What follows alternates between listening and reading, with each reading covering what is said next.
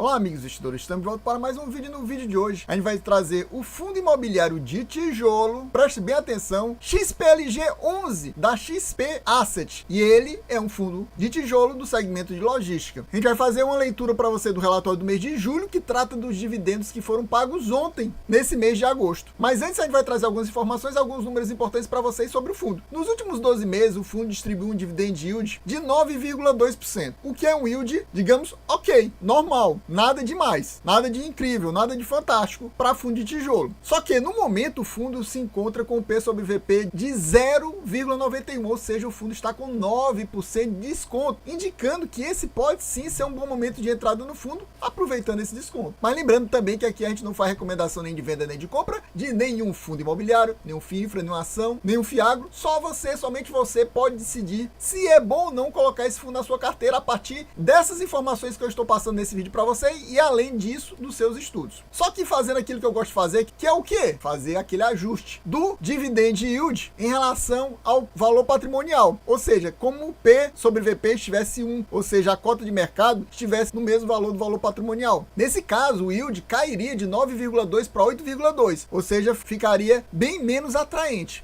Mas em comparação com seus irmãos maiores, ou seja, à frente dele em termos de patrimônio líquido, que são o BTLG e o HGLG, ele está com um rendimento interessante, apesar do BTLG estar na frente. O BTLG está com yield em torno de 9% ao ano, mas só que praticamente não tem desconto, está com 0,99 de P sobre VP, desconto de apenas 1%, ou seja, está pior para entrar, mas está trazendo um rendimento maior. Já o HGLG, que ainda é o nosso maior fundo de logística da nossa bolsa, ele está 2% de ágio, tá mais caro. A maioria dos fundos de tijolos estão com desconto, nem que seja pouco. Esse aqui é um dos que está com mais. Por que esse aqui está com mais, Adriano? A gente vai ver daqui a pouquinho no relatório qual é o grande motivo de estar trazendo esse desconto maior aqui no fundo. Só que o HGLG está pagando praticamente a mesma coisa aqui do XPLG e com 2% de ágio contra esses 9% de desconto aqui do XPLG. O dividendo pago ontem aqui nesse mês foi novamente 78 centavos. O fundo está praticamente um relógio. Todo mês é 78 centavos, 78 centavos, 78 centavos. E esses 78 centavos nesse mês agora de agosto corresponde a um yield de 0,75% do mês, que é um yield bom, normal, ok, também nada de extraordinário. A maioria dos fundos de tijolos tops estão trazendo um yields entre 0,70 e 0,85. De mês é nessa faixa. Alguns trazem menos, até porque tem alguns bons fundos de tijolos que são daquele segmento de lajes corporativos que está apanhando muito. Então tem alguns que estão pagando até menos, pagando a faixa de 0,60, 0,65. Entrando aqui no relatório do mês de julho, eles sempre falam isso, que a administração e a gestão buscam adotar uma estratégia de uniformização da distribuição de rendimentos, e é isso que eles estão fazendo. Como eu falei para vocês, eles estão trazendo 78 centavos faz tempo, meus amigos, faz tempo. Uma coisa que eu não gostei nesse relatório do mês de julho é que ele continua igual, a mesma cara. Eu já trouxe 2 vídeos de outros fundos da XP no finalzinho do mês passado para o início desse mês que foram melhorados, estão com a cara nova e estão melhores realmente. Esse fundo não. Esse aqui eles esqueceram de melhorar o relatório. O relatório do MXRF, que também é da XP Asset, e o relatório do XPCA, que também é da XPC Asset, um fundo imobiliário de papel e um FIAGRO, ambos os relatórios estão melhores, com a cara nova, uma roupagem nova e com mais dados, mais informações pra gente. Esse não, continua com a mesma cara. Gostaria também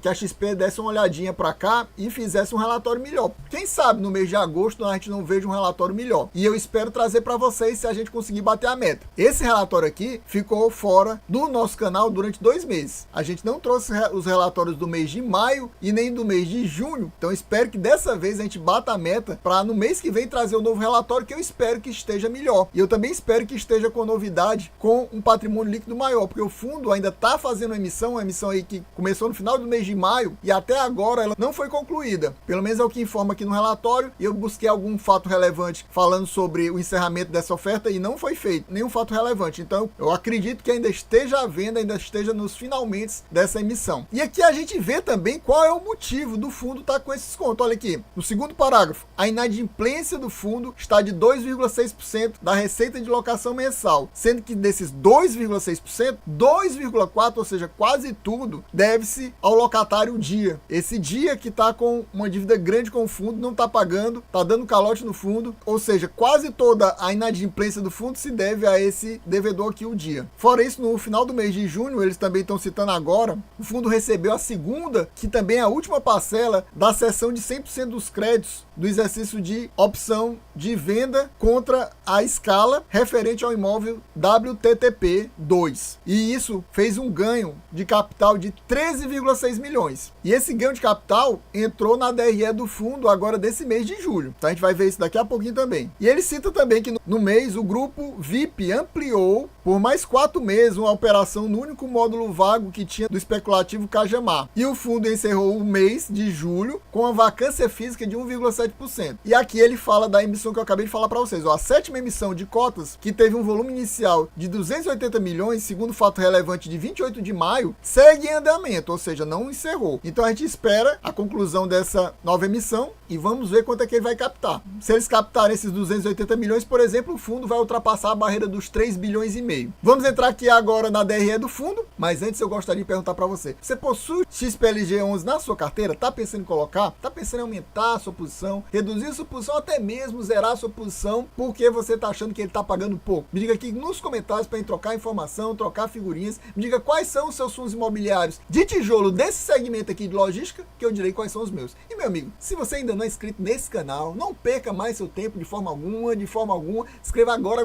mesmo. Já deixa aquele likezão, já ativa o sininho para receber as notificações dos próximos vídeos e já deixa o seu comentário para ajudar a gente a bater a meta de 500 views. Sim, apenas míseros 500 views. Se batermos essa meta, no início do mês que vem, no mês de setembro, estaremos trazendo mais uma leitura do relatório do mês de agosto aqui do XPLG11. Espero que com a nova versão, com mais informações para a gente. Como eu falei para vocês, o patrimônio líquido do fundo conta-se com 3 bilhões 344 milhões. Eu espero que ele consiga fazer essa captação de 280 milhões e vai deixar o fundo com mais de 3 bilhões e 600 milhões na prática. E a quantidade de cotistas dele atualmente é muito alta, né? Apesar de ser um fundo de base 100, ele tem 350 mil cotistas, o que é uma quantidade muito alta. Mas a DRE é aquelas DREs que eu acho péssima. Por que péssima, Adriano? Exatamente porque, para mim, o ideal é que mostre 12 meses. 12 meses seria o ideal. No mínimo, 6 meses. Agora, a pior das hipóteses, 3 meses. Meus amigos, que é só um mês. É triste. Mas é o que a gente tem, né, para trabalhar. A gente vai passar para vocês o que é que ele mostra. A receita de locação, ele arrecadou no mês de julho 24 milhões e 600 mil. Teve lucro imobiliário, ou seja, aquele ganho de capital que a gente acabou de mostrar, que foi feito no finalzinho do mês de junho, mas que só entrou na DRE de julho, de 13 milhões e meio. Ele teve mais receitas de fundos imobiliários que ele possui na carteira de 634 mil. Resultado de vendas de outros fundos imobiliários, 245 mil. Ele conseguiu mais 1 milhão 435 mil desse valor que ele tem no caixa. Dos rendimentos, provavelmente rendendo 100% do CDI. Aí ele teve despesa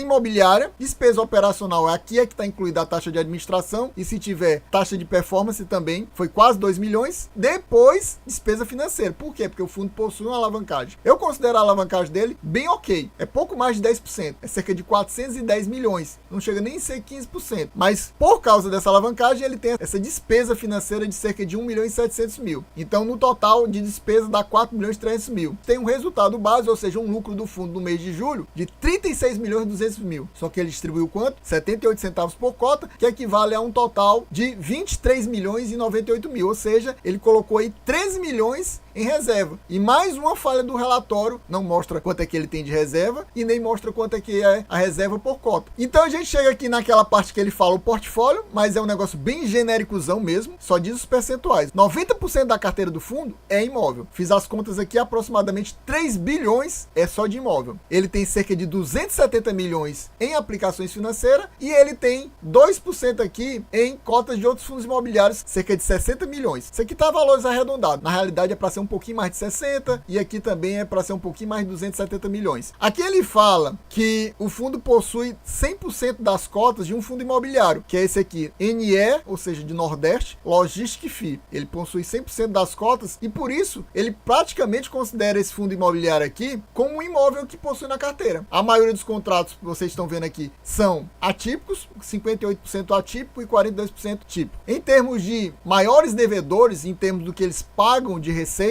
que é a receita de locação dos imóveis, o maior devedor é a Via Varejo. Casas Bahia, viu? Para quem não sabe, pessoal, que é Casas Bahia. 11% Leroy Merlin. 8% Renner, 7% Mercado Livre, 6% GPA, 6% Mobile e 6% B2W, que é Americanas.com. Para quem não sabe, praticamente 55% da carteira está nesse top 7 devedores. Esse top 5 é 42%, mas você vê que a gente não pode desprezar esses outros devedores, que são devedores que devem menos em termos de receita imobiliária, que devem 45%. O principal índice de reajuste dos contratos é o IPCA, 78%, mas tem 22% que os contratos são corrigidos pelo IGPM. Aqui ele mostra esse overview do fundo e ele fala que tem 18 condomínios. A gente vai ver ali na listazinha que eu vou mostrar rapidinho para vocês que ele tem apenas 16 imóveis, uma área construída de mais de 1 milhão de metros quadrados, 58 locatários, ou seja, fora aqueles 7 maiores, tem mais 51 locatários do fundo. Inadimplência a gente já sabe que é 2,6, sendo que 2,4 é só daquele locatário o dia. Pronto, aqui você dá uma pausa se você quiser dar uma lida melhor. Aqui a gente mostra 10 dos imóveis dele. E aí eu vou passar para a próxima página. Temos mais 6 imóveis dele, como eu falei para vocês, totalizando 16 imóveis, mas ele mostra lá que tem 18 condomínios. Aqui ele fala mais uma vez do especulativo Extrema, que está em construção ainda, área construída de 77.351 metros quadrados, foram concluídos 59.600 metros quadrados e o restante ainda está na fase de checklist final para entrega e finalização de pendência de obras. Meus amigos, isso aqui é a mesma coisa que tem no relatório que eu trouxe para vocês 3 meses atrás, no relatório do mês de abril. Então aqui nada mudou, só que lá dizia, se eu não me engano, que ia terminar no mês seguinte. Então ainda estamos no relatório do mês de julho e ele ainda não concluiu tudo. Aqui temos os detalhes que ele chama dos contratos de locação. Ele não mostra aqui quanto é a receita que cada um desses imóveis traz para o fundo. Mas, de qualquer forma, a gente tem aqui o locatário do lado. Esses são todos os locatários da região sudeste. Daqui do lado tem a cidade. Aqui do lado a área construída. Aqui do lado a gente tem o setor da atuação do locatário. O tipo de contrato. Aqui o indexador que corrige os aluguéis, o vencimento do contrato e aqui a área bruta alocável que tem em cada um desses imóveis. Você dá uma pausa aí para você dar uma analisada melhor se você tiver interesse. Aqui embaixo temos os locatários da região Nordeste, todos em Pernambuco, todos no Cabo de Santo Agostinho, ou seja, são tudo daquele Nordeste Logistic Fee que ele considera, como eu falei para vocês, apesar de não ser o dono direto, ele é indiretamente o dono desse galpão logístico, porque ele detém todas as cotas desse fundo imobiliário. Aí ele já coloca como se fosse dele mesmo. Então aqui temos os setores, aqui temos o tipo de contrato, aqui o indexador para reajuste dos aluguéis, o prazo do contrato e a área bruta alocável. A gente vê que só esse imóvel aí é cerca de 20% da área bruta alocável de todo o fundo. E para concluir, a gente tem aqui os locatários da região sul. E a gente vê aqui as cidades, o setor que o locatário atua, o tipo de contrato, o indexador